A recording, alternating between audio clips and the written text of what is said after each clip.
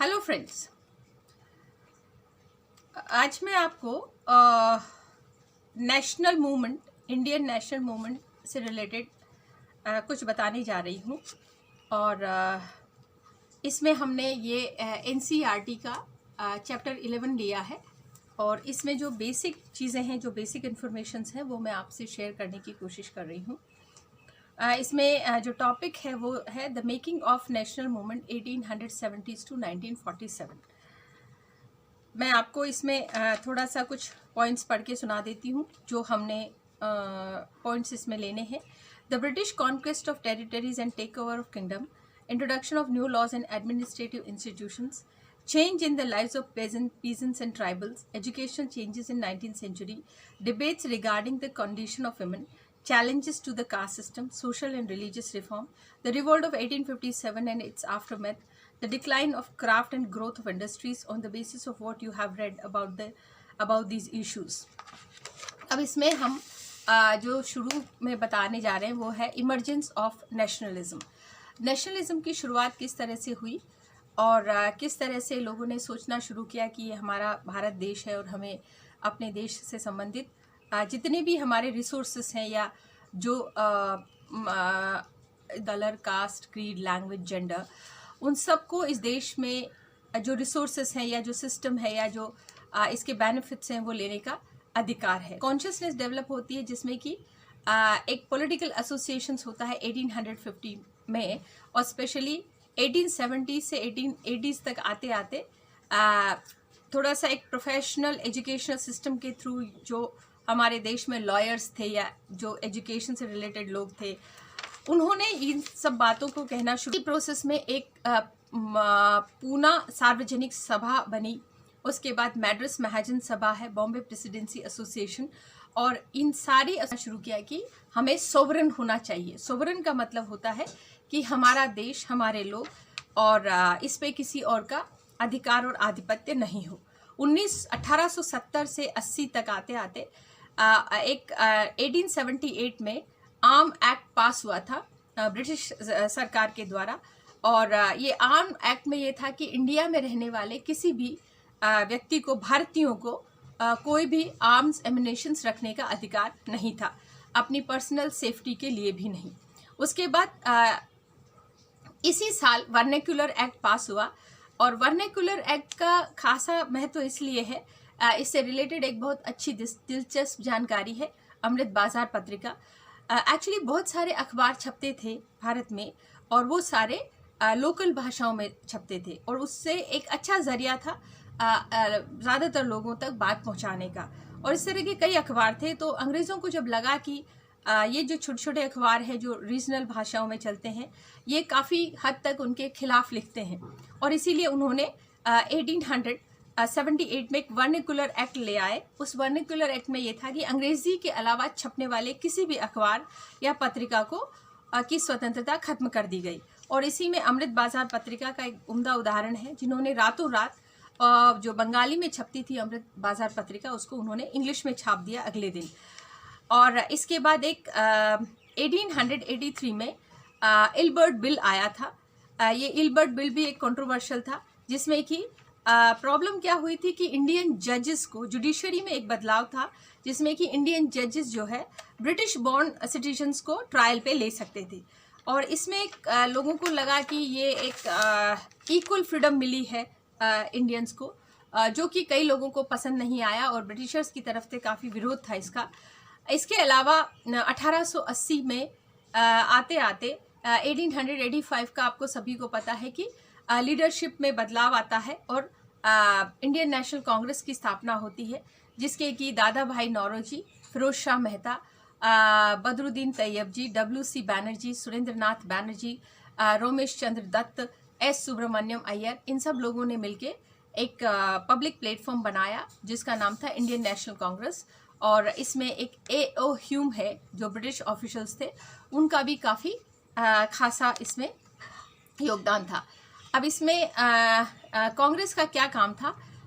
एक न्यूज़पेपर है the Indian mirror, जो कि 1886 में लिखता है, the first national Congress at Bombay is nucleus of the future parliament for our country and will lead to the good of inconceivable magnitude of our countrymen. Badruddin Tyabji जो कि कांग्रेस का जो सेशन था 1887 का, जो उन्होंने एड्रेस किया था, और उसमें उन्होंने रिप्रेजेंटेशन की बात की थी और डिफरेंट कम्युनिटीज़ को एक साथ लाने की बात की थी। इसके बाद एक मतलब धीरे धीरे अब ये चीज़ें मूव कर रही है, जिसमें कि एक इंडिया की, भारत की और ब्रिटिशर्स के खिलाफ एक समझ बढ़ती जा रही है लोगों में, और एक डिफरेंस आता जा रहा है कि हम एक नेशनल है और हमारा अपना एक समझ है। और इसी में एक सिविल सर्विस एग्जामिनेशन की बात की गई, जिसमें ये था कि इंडियंस को भी इसमें शामिल किया जाए। और इसी तरह से दादा भाई नौरोजी का इसमें बड़ा योगदान है। हमारे इसमें मतलब जो भी फ्रीडम स्ट्रगल शुरू हुआ है या चल रहा है, जिसमें कि दादा भाई नौरोजी उनकी एक किताब है poverty and un British rule in India, offered A scathing criticism of economic impact of British rule. इसके बाद हम एक जुडिशरी में जो चेंज आया था, जिसमें कि इंडियन जजेस जो है, इंडियन बॉर्न जजेस, अब वो ब्रिटिश नेशनल्स को और इस तरह से लोगों में एक समझ बढ़ने लगी कि जो ब्रिटिशर्स हैं वो हमारे खिलाफ है और हमारे देश के रिसोर्सेज को ले जा रहे थे। इसी में काफ़ी सारी इंडस्ट्री था। कॉटन इंडस्ट्री में इंडिया का बहुत बड़ा योगदान था। बहुत अच्छी उम्दा कॉटन उत्पादित होती थी, और उसका पूरा अंग्रेज़ों ने उसको ख़त्म कर दिया। इसके रिलेटेड काफ़ी सारे वीडियोस मैंने अपलोड किए हैं, जो कि यूट्यूब पे अवेलेबल है, आप उनको देख सकते हैं। और इस तरह से ये चीज़ें चल रही थी। अब इसमें इंडियन नेशनल कांग्रेस में एक बदलाव आता है, जिसमें कि दो भागों में बढ़ जाती है कांग्रेस 1890 में, और जिस जनरली हम इसको गरम दल और नरम दल बोलते हैं। मॉडरेटर्स और रेडिकल्स आते हैं इसमें, और इसमें फिर थोड़ी डिफरेंस ऑफ ओपिनियन है। 1905 में बंगाल का विभाजन हुआ। 1905 viceroy Curzon partition the Bengal, और ये एडमिनिस्ट्रेटिव पॉइंट ऑफ व्यू से इसको बंगाल को अलग अलग कर दिया गया, जिसमें कि काफ़ी विरोध हुआ, क्योंकि अंग्रेज़ जो कुछ भी नीतियाँ अपना रहे थे वो सिर्फ अपने देश की उन्नति और उनके रिसोर्स को बढ़ाने के लिए, और भारत में जितना भी रिसोर्स अवेलेबल था उसको ख़त्म करने के लिए कर रहे थे।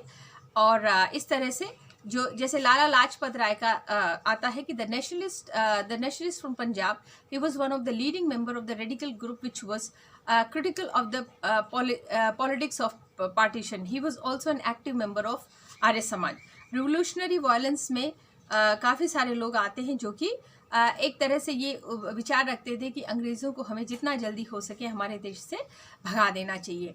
और इसी में एक 1906 में ऑल इंडिया मुस्लिम लीग का गठन होता है, और इसमें जो भी मुस्लिम लीडर्स थे उन्होंने पार्टिसिपेट करना शुरू किया। और इस तरह से 1907 में आते आते जो the moderators were opposed to the use of boycott. They felt that it was involved the use of force. After the split of Congress came to be dominated by the moderators, with Tilak and followers functioning from the outside. The two groups reunited in December 1915. Next year, the Congress and the Muslim League assigned the historic Lucknow Pact and decided to work together for representation of better representation of the government in the country.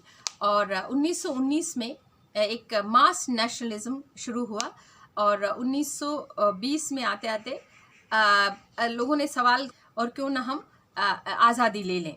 और इस तरह से आते 1900 बाद में जो first world war आया उसने चीज़ों को काफ़ी उलट पलट कर दिया, क्योंकि जितना भी इंडिया का रिसोर्स था वो था जैसे कि आर्मी से रिलेटेड था, या जो भी लॉज बन रहे थे और उसमें टैक्सेस बढ़ गए थे, और गवर्नमेंट का जो एक्सपेंडिचर था वो बहुत बढ़ गया था, और लोगों से ये सारा पैसा वसूला जा रहा था, और इसके चलते काफ़ी ज़्यादा हद तक विरोध बढ़ गया। और इस तरह से एक काफ़ी अच्छी लहर चल पड़ी पूरे देश में। लोगों को समझ में आने लगा कि ये जो अंग्रेज़ हैं जो हमें रूल करने आए हैं, इनका मेन मकसद सिर्फ अपने देश को आगे बढ़ाना और हमारे रिसोर्सेज को ख़त्म करना है। 1917 में एक रिवोल्यूशन इन रशिया होता है, जिसमें कि पीजेंट्स जो है स्ट्रगल करते हैं अपने राइट्स के लिए, और उसका भी एक इम्पैक्ट हमें भारत में नज़र आता है। 1915 में एट द एज ऑफ 46 साल की उम्र में महात्मा गांधी भारत में वापस आते हैं। और जब महात्मा गांधी अफ्रीका में जो उन्होंने कैंपेन शुरू किया था, और because he was a lawyer, वो कानूनविद भी थे, तो उनका जो मिलना जुलना था वो Hindu, Muslim, Parsis, Christian, Gujarati, Tamilian, north Indians और upper caste merchants, lawyers and workers, सबसे उनका नाता था। और इस तरह से हम देखते हैं कि 1895 along with other Indians, Mahatma Gandhi established the National Congress to fight against racial discrimination. It was there in Durban, Africa, South Africa, 1895. और उसके बाद एक रॉलेट एक्ट का हमने सुना है, जिसमें कि 1919 Gandhi ji gave a call for satyagraha against the Rowlatt Act. The British had that just passed. The act curbed fundamental rights such as freedom of expression and strengthened the police power. Mahatma Gandhi, Muhammad Ali Jinnah and others felt that government had no right to restrict the people's basic freedom. और इस तरह से ये एक devilish और एक काला कानून था जिसका कि विरोध किया गया। 6 अप्रैल 1919 में एक नॉन वायलेंस डे मनाया गया, जिसमें था कि मतलब पूरी तरह से गवर्नमेंट का बाइकआउट किया, जिसमें स्कूल, कॉलेजेस और जो ऑफिशियल्स से जो काम कर रहे थे या कोई भी व्यक्ति जो गवर्नमेंट को हेल्प कर रहा था उसके कामकाज में, उसमें लोगों ने विरोध दर्ज किया और नॉन कोऑपरेट किया। 1919 में एक बड़ी घटना होती है। 13 अप्रैल 1919 को जलियांवाला बाग की घटना हम सबको याद है, बहुत दुखद है, जिसमें कि जनरल डायर ने बैसाखी के टाइम पे लोग बड़ी शांति से त्यौहार मना रहे थे और उन पे ओपन फायरिंग कर दी। इसी के विरोध में Rabindranath Tagore express the pain and anger of the country by renouncing his knighthood. Rabindranath Tagore को जो ब्रिटिश गवर्नमेंट से नाइटहुड मिला था वो उन्होंने लौटा दिया, क्योंकि काफ़ी सारे निर्दोष लोग इसमें मारे गए थे। इसके बाद खिलाफत एजिटेशन और नॉन कोऑपरेशन मूवमेंट शुरू होता है। The Khilafat issue was one such cause. In 1920, the British imposed a harsh treaty on the Turkish Sultan or Khalifa. People were furious about this, as they had been about the Jallianwala massacre. Also, Indian Muslims were keen that Khalifa was allowed to retain control over Muslims' sacred places in the erstwhile Ottoman Empire. The leaders of the Khilafat agitation, Muhammad Ali and Shaukat Ali, now wished to initiate a full-fledged non-cooperation movement. Gandhiji supported their call and asked the Congress to campaign against Punjab wrong, Jallianwala massacre, the Khilafat wrong and demand Swaraj. इस तरह से 1921 और 22 में thousands of students left the government-controlled schools and colleges. Many lawyers such as Motilal Nehru, C.R. Das, Sri Rajgopalachari, Aruna Asaf Ali and many others, they gave the call against Britishers. और इस तरह से एक boycott हुआ। The import of the foreign clothes fell drastically between 1920 and 22, but all this was merely the tip of the iceberg. और इस तरह से अंग्रेज़ों के खिलाफ एक अच्छा खासा माहौल शुरू हो गया था। किस तरह से महात्मा गांधी का आगे रोल बढ़ता है। 1922 to 29, Mahatma Gandhi, as you know, was against violent movement and he abruptly called off non-cooperation movement in February 1922. और इसके खिलाफ में फिर एक घटना होती है जो कि the moment when in February 1922 a crowd of peasants set fire to a police station in Chaura. 22 policemen were killed and the peasants were provoked because the police had fired on their peaceful demonstration. और ये चौरी चौरा की घटना 1922 में होती है। A major figure in the freedom movement, Das was a lawyer from East Bengal and he was especially active in the non-cooperation movement. और इसके बाद फिर हम इनका इनकलाब जिंदाबाद, जो कि भगत सिंह और उनके जो राजगुरु सुखदेव, इनका जो रिवोल्यूशन था, इसमें था कि revolutionary nationalist such as Bhagat Singh and his comrades wanted to fight colonial rule and such exploitation of caste and class, revolutions of the workers and peasants. For this purpose, they founded the Hindustan Socialist Republic Association (HSRA) in 1928 at Firoz Shah Kotla in Delhi.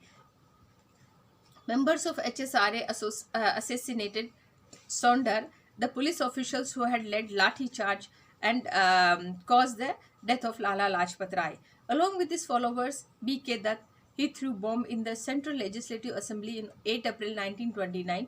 The aim at their leaflet explained was not to kill but to make deaf hear का आंदोलन बन गया। और इसके बाद गांधी जी का दांडी मार्च बहुत famous है। 1930 में पूर्ण Swaraj would never come on its own. It has to be fought. In 1930, Gandhi declared that he would lead a march to break the salt law. According to this law, the state had a monopoly on the manufacturing and sale of salt. Mahatma Gandhi, along with other nationalists, reasoned that it was sinful to tax salt since it is the essential commodity of our food. The Salt March related general desire of freedom to specific governance and shared everybody. Actually Dandi march ने जन जन को प्रभावित किया। और नमक जो कि बहुत छोटी सी चीज़ है, बहुत महंगी भी नहीं होती है, लेकिन ये एक रोज़मर्रा के जीवन में काम आती है, और इसके ऊपर अंग्रेज़ों ने टैक्स लगा रखा था। तो गांधी ने दांडी मार्च किया, जो कि कम से कम 240 मील की यात्रा थी, पैदल चले, और उसमें जा कर के उन्होंने नमक कानून को तोड़ा, और ये अंग्रेज़ों के खिलाफ एक बहुत बड़ी कामयाबी थी भारतीयों की। और इस तरह से इसमें काफ़ी सारी महिलाओं ने भी भाग लिया। Women in freedom struggle, Ambabai from Karnataka. Women from diverse backgrounds participated in the national movement. Young and old, single and married, they came from rural and urban areas, from both conservative and liberal homes. Their involvement was significant for the freedom struggle for women's movement and themselves personally. Both British officials and Indian nationalists felt that women's participation gave the national struggle an immense force. Participation in the freedom movement brought women out of their homes. It gave them a place in the profession in the governance of India, and it could have proved the way equality with men. With such participation, mean for women is best recounted by them. Amba Bai of Karnataka has been married at the age of 12, widow at 16, and she picked foreign cloth and liquor shop in Udupi. She was arrested, served a sentence, and was re-arrested. Between prison terms, she made speeches, taught spinning, and organized Prabhat Feri. Ambabai regarded these as the happiest days of her life because they gave it a new purpose and commitment to their life. Women, however, had to fight for the right to participate in the movement. During the Salt Satyagraha, for instance, even Mahatma Gandhi was initially opposed to women participation. Sarojini Naidu had to pursue him to allow women to join the movement. और इस तरह से महिलाओं का योगदान हम इसमें देखते हैं। इसके बाद एक इंडिया एक्ट 1935 में आया था। The combined struggle of Gandhi of Indian people bore fruit when Government of India Act of 1935 prescribed provincial autonomy, and the government announced election to the provincial legislation in 1937. The Congress formed government in 7 out of 11 provinces. In September 1939, after 2 years of Congress rule in the province, the Second World War broke out. Critical of the Hitler, Congress leaders were ready to support the British war effort, but in return they wanted that the India be granted independence after the war. The British refused to concede the demand. The Congress ministers resigned in the post. और इस तरह से वीर लखन नायक was hanged. इसी में आगे एक process है। बाजी मोहम्मद, प्रेसिडेंट ऑफ द फिर हम क्विट इंडिया मूवमेंट देखते हैं। Mahatma Gandhi decided to initiate a new phase of movement against the British in middle of the Second World War. The British must quit India immediately. और इसमें फिर एक नारा आया था, आपको याद होगा, do or die, करो या मरो। और the first response of the British was severe repression. In 1943, over 90,000 people were arrested and more than 1,000 killed. और इस तरह से अंग्रेज़ों ने काफ़ी ज़बरदस्त तरीके से इस मूवमेंट को दबाने की कोशिश की, लेकिन वो कामयाब नहीं हो पाए। और 1940 में मुस्लिम league had moved a resolution demanding independent status of Muslims northwestern and eastern areas of country. The resolution did not mention partition of or Pakistan. Why did the League ask for the autonomous rearrangement for Muslims of the subcontinent? From the late 1930s, the League began viewing the Muslim as a separate nation from the Hindus. In developing this notion, it may have been influenced by the history of tension between some Hindus and Muslim groups in 1920s and 30s. और इस तरह से थोड़ा tension बढ़ा because the demand of the separation from Hindus and Muslims was there. और इस तरह से वी सी मोहम्मद अली मौलाना आज़ाद, जो कि he was a very great reformer, and he started education revolution in the Indian Muslims. और चक्रवर्ती राजगोपालाचारी, जिनको कि हम राजा जी भी कहते हैं, he was also a veteran nationalist and a leader of salt satyagraha in South. Shri Rajgopalachari, popularly known as Rajaji, served as a member of the interim government in 1946 and Free India's first Indian Governor General. और सरदार वल्लभ भाई Patel played an important role in the negotiation of the independence during 1945 to 47. Patel hailed from the peasant family of Nadiad, Gujarat, a former organizer of the freedom movement in 1918 onward. Patel served as a president of Congress in 1931. Or Muhammad Ali Jinnah with Mahatma Gandhi, and he was an ambassador of Hindu-Muslim unity in 1920. Jinnah played an important role in making of the Lucknow Pact. He recognized the Muslim League in after 1934 and became the major spokesperson of the demand for the Pakistan. और इस तरह से हम देखते हैं कि ये जो नेशनल मूवमेंट है, जिसमें कि जो ज़रूरी मेजर चीज़ें हुई है वो हम इसमें देख पा रहे हैं। और ये जो डॉक्यूमेंट है, इसका मैंने लिंक ऑलरेडी आपको भेज दिया है, और इसका लिंक मैं उसमें भी जिक्र कर दूंगी नीचे, और आप इसको पढ़ सकते हैं। छोटा सा, ज़्यादा बड़े पेपर्स नहीं है, और मेन जो चीज़ें हैं हमने न्यूट्रलाइज पॉइंट ऑफ व्यू से इनको कहने की कोशिश की है। और इस तरह से आप ये सारे, इसका कई सारे इवेंट्स का आपको यूट्यूब पे वीडियोस अवेलेबल हो जाएंगे, जिनको कि आप देख सकते हैं। धन्यवाद।